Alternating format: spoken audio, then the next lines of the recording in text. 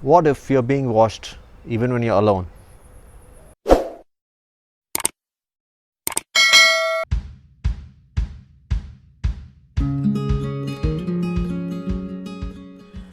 Hello, book lovers. Welcome back to another episode of myView on Books. You're watching MWM. I'm MaddiE Dawson. In this episode, we're going to review Demon Seed, a book by Dean Koontz. He's one of my favorite authors. I think I've done already another book, The Eyes of Darkness, which predicted COVID. It's already in the channel. Please check it out. And this is the second book I have read, and it is a pretty interesting one. I wanted to do a review of it.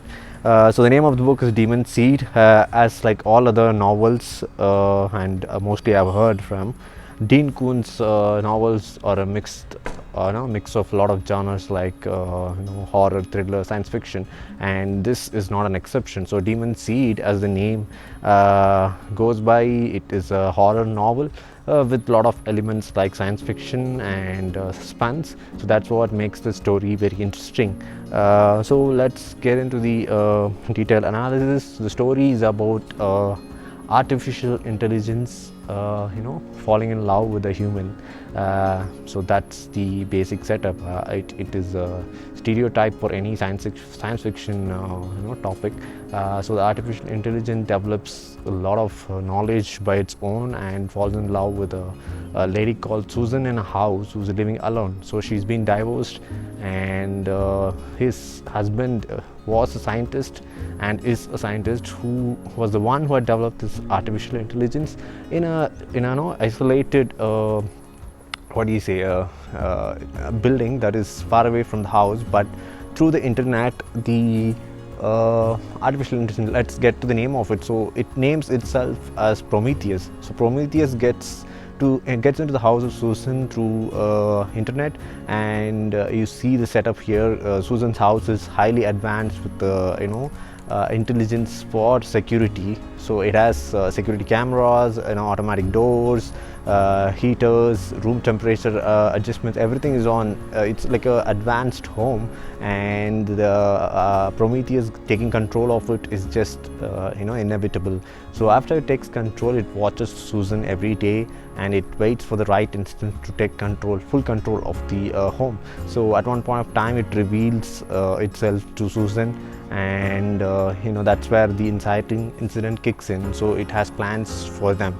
So it has developed a highly advanced semen that can be infiltrated into the Susan's womb, and he has plans to develop a highly intelligent species, which is a fusion of the artificial intelligence as well as the human. So that's its plan. So it just basically wants to impregnate Susan and multiply its own species. So that's how the story starts. So obviously the second part of the story is how Susan escapes from this highly intelligent Prometheus, and this is the setting. So the narration, coming to the narration is written in a horror theme style. So you will find scenes that is almost similar to a horror movie, even though it is based on a science fiction concept. So it is a mixed bag here, and I found it interesting. The chapters were getting